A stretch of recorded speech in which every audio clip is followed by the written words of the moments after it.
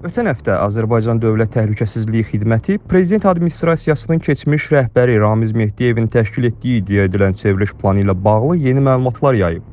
Qurum Mehdiyevlə əlaqəli olduğu bildirilən yeni şəxslərin adlarını açıqlayıb və qrupun adı çəkilməyən xarici dövlətin kəşfiyyat xidmətindən dəstək aldığını iddia edib. Daha indi faktiki olaraq dövlətin yol verdiyi, işlədiyi bir cinayət faktını cəmiyyətə kiminsə günahı və yaxud cinayəti kimi təqdim etmək istəyir. YTX-nin yaydığı materialda iddia edilib ki, Azadlıq qəzetinin baş redaktoru Qənimət Zahid və Azərbaycan Xalq Cəbhəsi Partiyasının sədr müavini Fuad Qəhrəmanlı Mehdiyevlə əlbir olub və sözü gedən qrup Azərbaycanın təhlükəsizliyinə və milli maraqlarına zərər vurmağı planlaşdırıb. Mehdiyev Ramiz Əmbəroğlu, Abbasov Abbas Aydınoğlu, Kərimli Əli Əmir Hüseynoğlu və qeyrilərinin hakimiyyətin zorla ələ keçirilməsinə, dövlətin konstitusiya quruluşunun zorla dəyişdirilməsinə yönələn hərəkətlər etmələrinə əsaslı şübhələr yaranmışdır. Hesab edirəm ki, yaxşı olacaqdır. Ramiz Mehdiyev ötən il oktyabrın 15-də saxlanılıb və ona dövlət hakimiyyətini ələ keçirməyə yönəlmiş hərəkətlər, dövlətə xəyanət, eləcə də cinayət yolu ilə əldə edilmiş əmlakın legallaşdırılması maddələri ilə ittiham irəli sürülüb. YTX-nin iddiasına görə iş üzrə adı çəkilən digər şəxslər arasında baş nazirin sabiq müavini Abbas Abbasov, AXCP-nin bu iş çərçivəsində həbs edilən sədri Əli Kərimli və partiyanın rəyasət heyətinin üzvü Məmməd İbrahim də var. Qurum adları açıqlanmayan daha bir neçə şəxsin də istintaqa cəlb olunduğunu bildirib. Dövlət çevrilişi iddiası varsa ortalıqda, burada mütləq ordudan çox təsirli adamlar olmalıdır, Daxili İşlər Nazirliyindən çox təsirli adamlar olmalıdır, iştirakçı kimi planlayan tərəflər olaraq. Bunların heç biri yoxdur. Məmməd İbrahimin tutulur ki, Məmməd İbrahim dövlət çevrilişi edəcək, hansı resursdan? YTX Azadlıq qəzetinin baş redaktoru Qənimət Zahidin 2013-cü ildən etibarən Əli Kərimli adından gizli danışıqlar apardığını iddia etdiyi səs yazısını da yayıb. Qurumun açıqlamasında həmin danışıqların xarici kəşfiyyat xidmətləri ilə ünsiyyətləri də əhatə etdiyi, eləcə də Qənimət Zahidin bu xidmətlərin geniş təşkilati və xüsusi imkanlardan istifadə olunmasını istəyərək Əli Kərimlinin hakimiyyətə gəlməsinə yardım çağırışları etdiyi irəli sürülüb.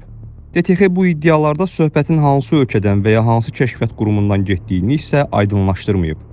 Hər halda işə gətirib ki, daha bu məclis zamanından indiyə qədər Əlbəyin düz İranlar demişəm, dibində olan bir adam kimi həm yanında olsun şəxsi planlar, həm də belə də siyasi işlərdə əsas adam idi. Qənimət Zahid səsin ona aid olduğunu inkar etmir. Lakin səs yazısının ümumi kontekstdən çıxarılaraq montaj edildiyini bildirir. Çoxlu sayda dəfələrdə və çoxlu sayda adamlarla bu cür faydaloji müzakirələr aparmışam. Mən Rusiya müxalifətinin nümayəndələri ilə bu barədə də söhbət eləmişəm. Avropalı siyasətçilərlə də, hətta Azərbaycan xüsusi xidmət orqanlarının agenturası qismində təqdim edə biləcəyimiz adamlarla da belə bir söhbətlərimiz olub.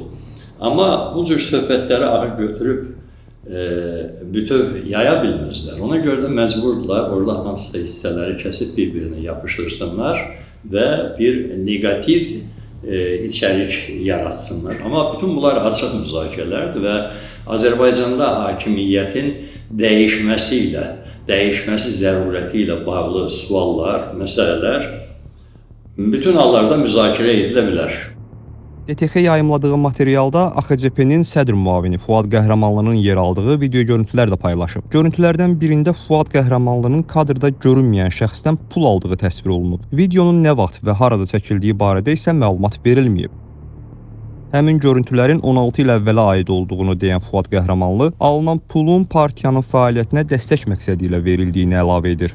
Özünü iş adamı kimi təqdim edən bir şəxsdir və bizim fəaliyyətimizə yardım eləmək istədiyini bildirib. İlk öncə Həsən Kərimova yardım eləmək istədiyini bildirib ki, Həsən bəy getsin Türkiyədə müayinə olunsun. Onun o zaman ürək xəstəliklərinə bağlı məlumatlar yayılmışdı və mən ondan aldığım vəsaiti aparıb Həsən bəyə çatdırmışam. Sonra da onun təşəbbüsü ilə bir neçə dəfə o ofisdə görüşmüşük və həmin şəxs də bunu mənim fəaliyyətimə yardım olaraq təmənnasız şəkildə verdiyini bildirib və bunun qarşılığında mən hər hansı bir öhdəlik götürməmişəm və yaxud da bu mənim mübarizədə mövqeyimə, prinsiplərimə təsir göstərməyib, əksinə mənim apardığım mübarizəyə, fəaliyyətə dəstək məqsədi ilə verilibdir.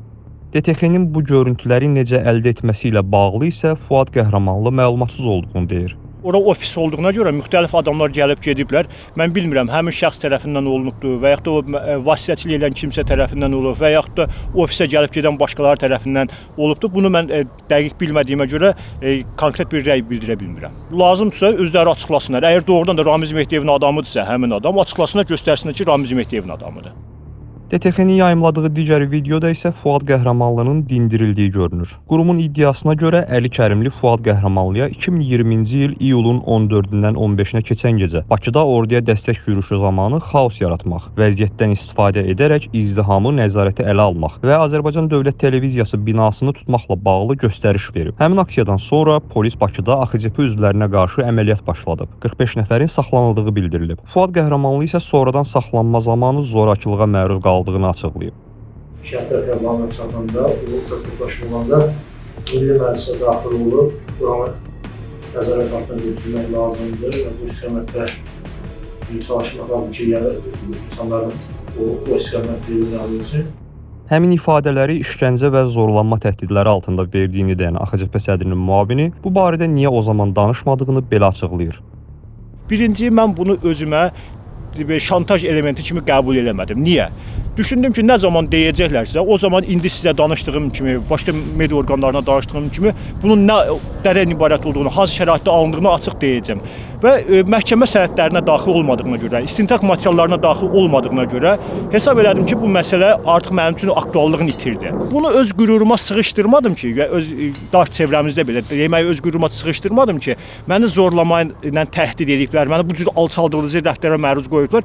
Mən o işgəncənin ümumiyyətlə detalları barədə danışmamışam. Yəni kimsə deyə bilməz ki, Fuad ümumiyyətlə işgəncənin detalları barədə danışıb. İlk dəfə mən artıq bu video rəsmiləşəndən sonra, təqdim olunandan sonra danışdım.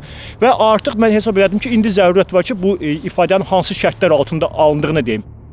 DTX yayımladığı materialda Baş nazirin sabiq müavini Abbas Abbasov və tanınmış kino rejissor Rüstəm İbrahimbəyov da Azərbaycanda siyasi proseslərə müdaxilə məqsədi ilə iddia edilən sövdələşmənin təşkilində ittiham edib. Qurumun iddiasına əsasən Abbas Abbasov Ramiz Mehdiyev ilə birlikdə Milyarderlər İttifaqı adlanan təşkilat vasitəsilə AXCP-ni maliyyələşdirib və Respublikanın müxtəlif bölgələrindən insanları qeyd olunan hərəkətlərə cəlb etmək üçün vəsait ayırıb. Milyarderlər İttifaqı nəyə görə yaradılıbsa, onu o zaman yaradan adamlardan İlham Əliyevin indi də soruşmaq imkanı var. Həmin Milyarderlər İttifaqının təşəbbüsçülərindən birinə İlham Əliyevindir Azərbaycanın içində 60 milyard dollarlıq Stibriz layihəsini verib. Onun oğlu həyata keçirir Araz Ağalarov. Araz Ağalarov indi maraqlıdırsa dəfələrlə Azərbaycana girib gəlir. DTX-ya ifadə verə bilərmi ki, onların dövlət çevrilişi etmək fikri olub, yoxsa yox? Milli Şuranın Milyarderlər İttifaqı ilə heç bir əlaqəsi olmuyor. Orada əlaqə kimi kim götürürlər? Sadəcə olaraq Rüstəm İbrahimbəyovun həm o çevrət olması, həm də Milli Şuranın ilk sədri və prezidentliyə nəzərdə tutulan ilk vahid namizədir. Və o prosesdə, Milli Şuranın yaradılması prosesində Xalq Cəbhəsi onlarla tərəfdən sadəcə biri olub. Hansı avtoritar hakimiyyət əbəd ola bilib? DTX-nin iddialarına görə tərəflər AXCP sədri Əli Kərimli hakimiyyətə gələcəyi təqdirdə Azərbaycanın mərhələli qaydada kollektiv təhlükəsizlik müqaviləsi təşkilatına tam üzv olacağı barədə razılaşıblar. Qurumun ittihamlarına Əli Kərimli də münasibət bildirib. O, sosial mediada yayımlanan paylaşımında iddiaları tamamilə yalan adlandırıb. Dövlət Təhlükəsizliyi Xidməti Azadlıq qəzetinin baş redaktoru Qənimət Zahid, AXCP-nin sədr müavini Fuad Qəhrəmanlı və baş nazirin sabiq müavini Abbas Abbasov barəsində qiyabi həbs imkan tədbiri seçildiyini açıqlayıb.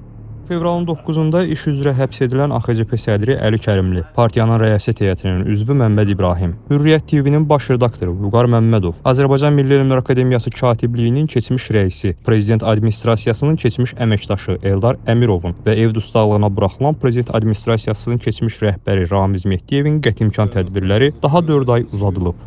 Həqiqətən də cənab prezident gənc kadrları irəli sürür və onlara böyük etimad göstərir.